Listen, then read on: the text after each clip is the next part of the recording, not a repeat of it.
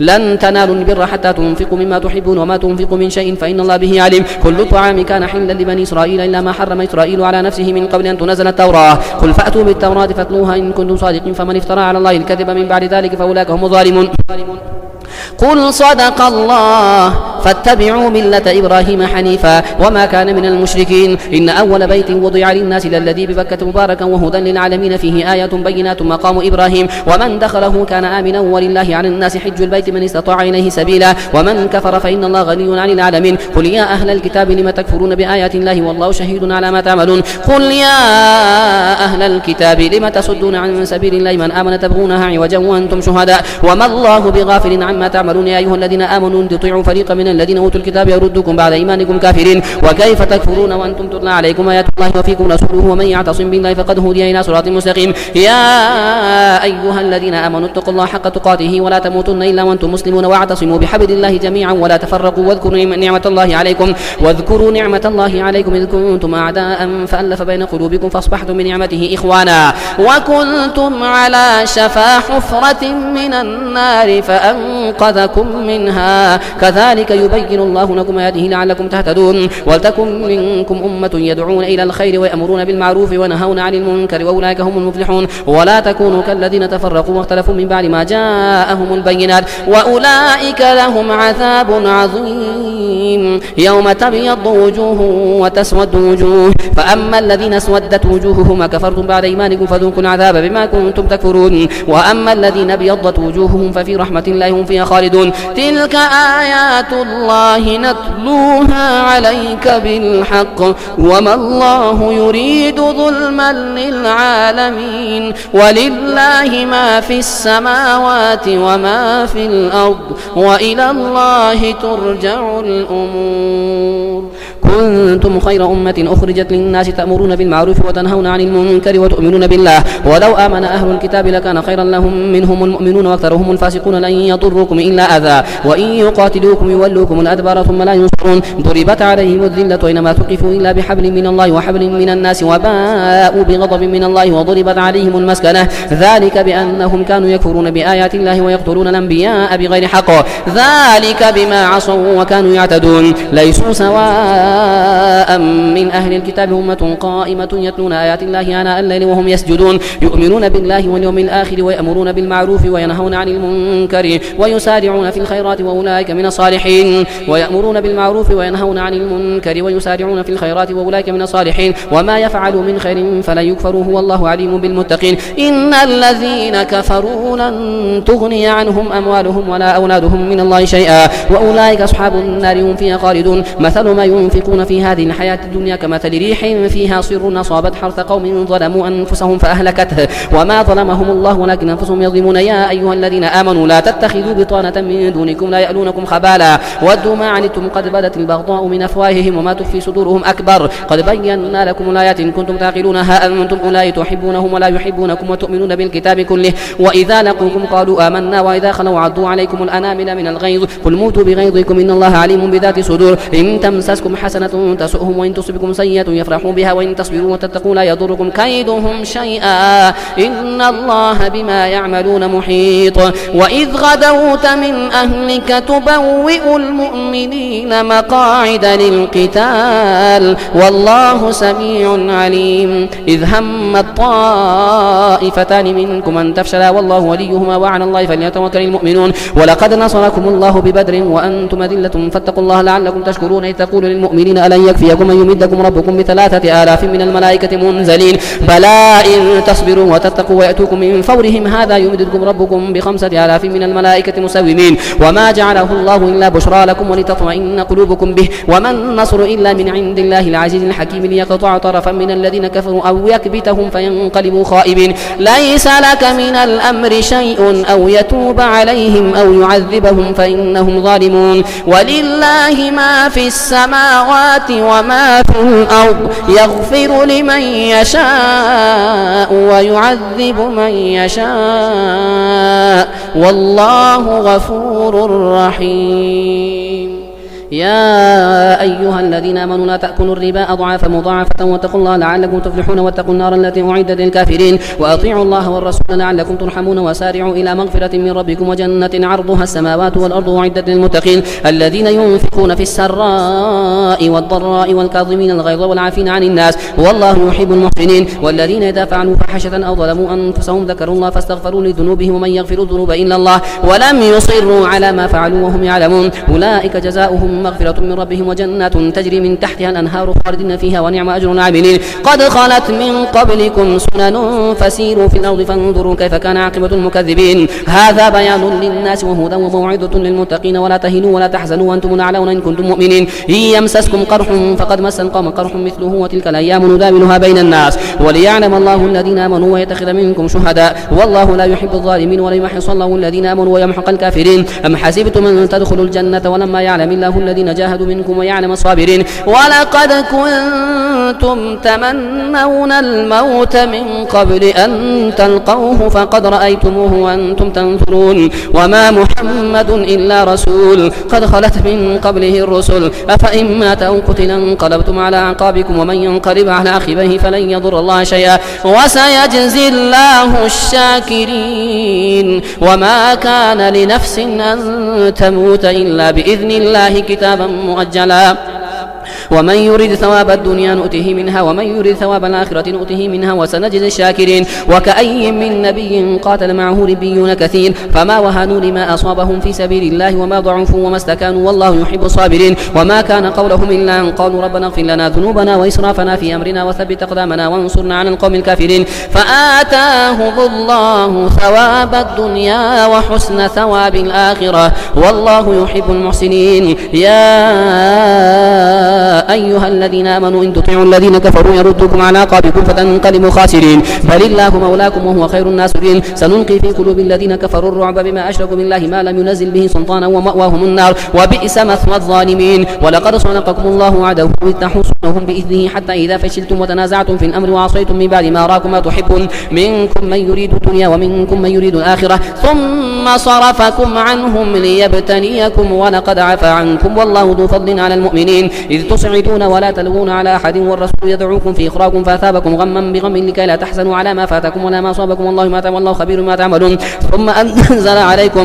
أنزل عليكم من بعد الغم أمنة نعاسا يغشى طائفة منكم وطائفة قد أهمتهم أنفسهم يظنون بالله غير الحق ظن الجاهلية يقولون هل لنا من الأمر من شيء قل إن الأمر كله لله يخفون في أنفسهم ما لا يبدون لك يقولون لو كان لنا من الأمر شيء ما قتلنا هاهنا قل لو كنتم في بيوتكم لبرز الذين كتب عليهم القتل إلى مضاجعهم وليبتلي الله ما في صدوركم وليمحص ما في قلوبكم والله عليم بذات الصدور إن الذين تولوا منكم يوم التقى الجمعان إنما استزلهم الشيطان ببعض ما كسبوا ولقد عفا الله عنهم إن الله غفور حليم يا أيها الذين آمنوا لا تكونوا كالذين كفروا وقالوا لإخوانهم إذا ضربوا في الأرض أو كانوا غزا لو كانوا عندنا ما ماتوا وما قتلوا ليجعل الله ذلك حسرة في قلوبهم والله يحيي ويميت والله بما تعملون بصير ولئن قتلتم في سبيل الله ومتم لمغفرة من الله ورحمة خير مما يجمعون ولئن متم أو قتلتم لإلى الله تحشرون فبما رحمة من الله لنت لهم ولو كنت فظا غليظ القلب لانفضوا من حولك فاعف عنهم واستغفر لهم وشاورهم في الأمر فإذا عزمت فتوكل على الله إن الله يحب المتوكلين إن ينصركم الله فلا غالب لكم وإن يخذلكم فمن ذا الذي ينصركم من بعده وعلى الله فليتوكل المؤمنون وما كان لنبي أن يغل ومن يغل يأتي بما غل يوم القيامة ثم توفى كل نفس ما كسبت وهم لا يظلمون أفمن اتبع رضوان الله كمن باء بسخط من الله ومأواه جهنم وبئس المصير هم درجات عند الله والله بصير بما يعملون لقد من الله على المؤمنين إذ بعث فيهم رسولا من أنفسهم يتلو عليهم آياته ويزكيهم ويعلمهم الكتاب والحكمة وإن كانوا من قبل لفي ضلال مبين أولما أصابتكم مصيبة قد أصبتم مثليها قلتم أن هذا قل هو من عند أنفسكم إن الله على كل شيء قدير وما أصابكم يوم التقى الجمعان فبإذن الله وليعلم المؤمنين وليعلم الذين نافقوا وقيل لهم تعالوا قاتلوا في سبيل الله أو ادفعوا قالوا لو نعلم قتالا لاتبعناكم هم للكفر يومئذ أقرب منهم للإيمان الإيمان يقولون بأفواههم ما ليس في قلوبهم والله أعلم بما يكتمون الذين قالوا لإخوانهم وقعدوا لو أطاعونا ما قتلوا قل فادرءوا عن أنفسكم الموت إن كنتم صادقين ولا تحسبن الذين قتلوا في سبيل الله أمواتا بل أحياء عند ربهم يرزقون فرحين بما آتاهم الله من فضله ويستبشرون بالذين لم يلحقوا بهم من خلفهم من لا خوف عليهم ولا هم يحزنون يستبشرون بنعمة من الله وفضل وأن الله لا يضيع أجر المؤمنين الذين استجابوا لله والرسول من بعد ما أصابهم القرح للذين أحسنوا منهم واتقوا أجر عظيم الذين قال لهم الناس إن الناس قد جمعوا لكم فاخشوهم فزادهم إيمانا وقالوا حسبنا الله ونعم الوكيل فانقلبوا بنعمة من الله وفضل لم يمسسهم سوء واتبعوا رضوان الله والله ذو فضل عظيم إنما ذلكم الشيطان يخوف أولياءه فلا تخافوهم وخافون إن كنتم مؤمنين ولا يحزنك الذين يسارعون في الكفر إنهم لن يضروا الله شيئا يريد الله ألا يجعل لهم حظا في الآخرة ولهم عذاب عظيم إن الذين اشتروا الكفر بالإيمان لن يضروا الله شيئا ولهم عذاب أليم ولا يحسبن الذين كفروا أنما نملي لهم خير لأنفسهم إنما نملي لهم ليزدادوا إثما ولهم عذاب مهين ما كان الله ليذر المؤمنين على ما أنتم عليه حتى يميز الخبيث من الطيب وما كان الله ليطلعكم على الغيب ولكن الله يجتبي من رسله من يشاء فآمنوا بالله ورسله وإن تؤمنوا وتتقوا فلكم أجر عظيم ولا يحسبن الذين يبخلون بما آتاهم الله من فضله هو خيرا لهم بل هو شر لهم سيطوقون ما بخلوا به يوم القيامة ولله ميراث السماوات والأرض والله بما تعملون خبير لقد سمع الله قول الذين قالوا إن الله فقير ونحن أغنياء سنكتب ما قالوا قتلهم الأنبياء بغير حق ونقول ذوقوا عذاب الحريق ذلك بما قدمت أيديكم وأن الله ليس بظلام للعبيد الذين قالوا إن الله عاهد إلينا ألا نؤمن لرسول حتى يأتينا بقربان تأكله النار قل قد جاءكم رسل من قبل بالبينات وبالذي قلتم فلم قتلتموهم إن كنتم صادقين فإن كذبوك فقد كذب رسل من قبلك جاءوا بالبينات والزبور والكتاب المنير كل نفس ذائقة الموت وإنما توفون أجوركم يوم القيامة فمن زحزح عن النار وادخل الجنة فقد فاز وما الحياة الدنيا إلا متاع الغرور لتبلون في أموالكم وأنفسكم ولتسمعن من الذين أوتوا الكتاب من قبلكم ومن الذين أشركوا أذى كثيرا وإن تصبروا وتتقوا فإن ذلك من عزم الأمور وإذ أخذ الله ميثاق الذين أوتوا الكتاب لتبيننه للناس ولا تكتمونه فنبذوه وراء ظهورهم واشتروا به ثمنا قليلا فبئس ما يشترون لا تحسبن الذين يفرحون بما أتوا ويحبون أن يحمدوا بما لم يفعلوا فلا تحسبنهم بمفازة من العذاب ولهم عذاب أليم ولله ملك السماوات والأرض والله على كل شيء قدير إن في خلق السماوات والأرض واختلاف الليل والنهار لآيات لأولي الألباب الذين يذكرون الله قياما وقعودا وعلى جنوبهم ويتفكرون في خلق السماوات والأرض ربنا ما خلقت هذا باطلا سبحانك فقنا عذاب النار ربنا إنك من تدخل النار فقد أخزيته وما للظالمين من أنصار ربنا إننا سمعنا مناديا ينادي للإيمان أن آمنوا بربكم فآمنا ربنا فاغفر لنا ذنوبنا وكفر عنا سيئاتنا وتوفنا مع الأبرار ربنا وآتنا ما وعدتنا على رسلك ولا تخزنا يوم القيامة إنك لا تخلف الميعاد فاستجاب لهم ربهم أني لأضيع عمل عامل منكم من ذكر أو أنثى بعضكم من بعض فالذين هاجروا وأخرجوا من ديارهم وأوذوا في سبيلي وقاتلوا وقتلوا لأكفرن عنهم سيئاتهم ولأدخلنهم جنات تجري من تحتها الأنهار ثوابا من عند الله والله عنده حسن ثواب لا يغرنك تقلب الذين كفروا في البلاد متاع قليل ثم مأواهم جهنم جهنم وبئس المهاد. لكن الذين اتقوا ربهم لهم جنات تجري من تحتها الأنهار خالدين فيها نزلا من عند الله وما عند الله خير للأبرار. وإن من أهل الكتاب لمن يؤمن بالله وما أنزل إليكم وما أنزل إليهم خاشعين لله لا يشترون بآيات الله ثمنا قليلا أولئك لهم أجرهم عند ربهم إن الله سريع الحساب. يا أيها الذين آمنوا اصبروا وصابروا ورابطوا واتقوا الله لعلكم تفلحون. يا أيها الناس اتقوا ربكم الذي خلقكم من نفس واحدة وخلق منها زوجها وبث منهما رجالا كثيرا ونساء واتقوا الله الذي تساءلون به والأرحام إن الله كان عليكم رقيبا. وآتوا اليتامى أموالهم ولا تتبدلوا الخبيث بالطيب ولا تأكلوا أموالكم إلى أموالكم إنه كان حوبا كبيرا. وإن خفتم شقاق بينهما فابعثوا حكما وإن خفتم ألا تقسطوا في اليتامى فانكحوا ما طاب لكم من النساء مثنى وثلاث ورباع فإن خفتم ألا تعدلوا فواحدة أو ما ملكت أيمانكم ذلك أدنى ألا تعولوا. وآتوا النساء صدقاتهن نحلة فإن طبن لكم عن شيء منه نفسا فكلوه هنيئا مريئا. ولا تؤتوا السفهاء أموالكم التي جعل الله لكم قياما وارزقوهم فيها واكسوهم وقولوا لهم قولا معروفا. وابتلوا اليتامى حتى إذا بلغوا النكاح فإن آنستم منهم رشدا فادفعوا إليهم أموالهم ولا تأكلوها إسرافا وبدارا أن يكبروا. ومن كان غنيا فليستعفف ومن كان فقيرا فليأكل بالمعروف. فإذا دفعتم إليهم أموالهم فأشهدوا عليهم وكفى بالله حسيبا. للرجال نصيب مما ترك الوالدان والأقربون وللنساء نصيب مما ترك الوالدان والأقربون مما قل منه أو كثر نصيبا مفروضا. وإذا حضر القسمة أولو القربى واليتامى والمساكين فارزقوهم منه وقولوا لهم قولا معروفا. وليخشى الذين لو تركوا من خلفهم ذرية ضعافا خافوا عليهم فليتقوا الله وليقولوا قولا سديدا. إن الذين يأكلون أموال اليتامى ظلما إنما يأكلون في بطونهم نارا وسيصلون سعيرا. يوصيكم الله في أولادكم للذكر مثل حظ الأنثيين فإن كن نساء فوق اثنتين فلهن ثلث ما ترك وإن كانت واحدة فلها النصف ولأبويه لكل واحد منهما السدس مما ترك إن كان له ولد فإن لم يكن له ولد وورثه أبواه فلأمه الثلث فإن كان له إخوة فلأمه السدس من بعد وصية يوصي بها أو دين. آباؤكم وأبناؤكم لا تدرون أيهم أقرب لكم نفعا فريضة من الله إن الله كان عليما حكيما. ولكم نصف ما ترك أزواجكم إن لم يكن لهن ولد فإن كان لهن ولد فلكم الربع مما تركن من بعد وصية يوصين بها أو دين ولهن الربع مما تركتم إن لم يكن لكم ولد فإن كان لكم ولد فلهن الثمن مما تركتم من بعد وصية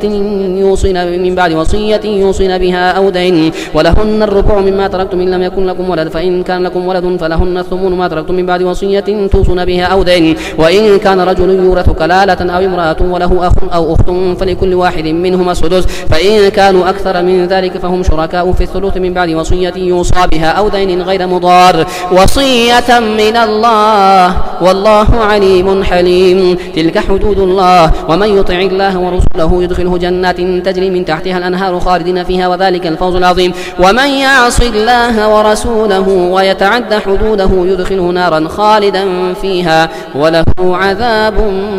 مهين. واللاتي يأتين الفاحشة من نسائكم فاستشهدوا عليهن 4 منكم فإن شهدوا فامسكوهن في البيوت حتى يتوفاهن الموت ويجعل الله لهن سبيلا. واللذان يأتيانها منكم فآذوهما فإن تابا وأصلحا فأعرضوا عنهما إن الله كان توابا رحيما. إنما التوبة على الله للذين يعملون السوء بجهالة ثم يتوبون من قريب فأولئك يتوب الله عليهم وكان الله عليما حكيما. وليست التوبة للذين يعملون سيئات حتى إذا حضر أحدهم الموت قال إني تبت الآن وللذين يموتون وهم كفار أولئك اعتدنا لهم عذابا أليما. يا أيها الذين آمنوا لا يحل لكم أن ترثوا النساء كرها ولا تعذروهن لتذهبوا ببعض ما آتيتموهن إلا أن يأتين بفاحشة مبينة وعاشروهن بالمعروف فإن كرهتموهن فعسى أن تكرهوا شيئا ويجعل الله فيه خيرا كثيرا. وإن أردتم استبدال زوج مكان زوج وآتيتم إحداهن قنطارا فلا تأخذوا منه شيئا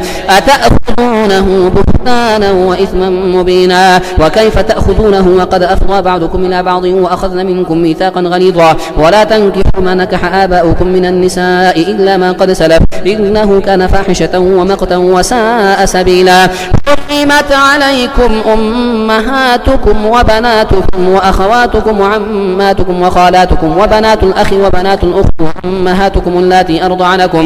اللاتي أرضعنكم وأخواتكم من الرضاعة وأمهات نسائكم وربائبكم اللاتي في حجوركم من نسائكم اللاتي دخلتم بهن فإن لم تكونوا دخلتم بهن فلا جناح عليكم وحلائل أبنائكم الذين من أصلابكم وأن تجمعوا بين الأختين إلا ما قد سلف إن الله كان غفورا رحيما. والمحصنات من النساء إلا ما ملكت أيمانكم كتاب الله عليكم وأحل لكم ما وراء ذلكم أن تبتغوا بأموالكم محصنين غير مسافحين فما استمتعتم به منهن فآتوهن أجورهن فريضة ولا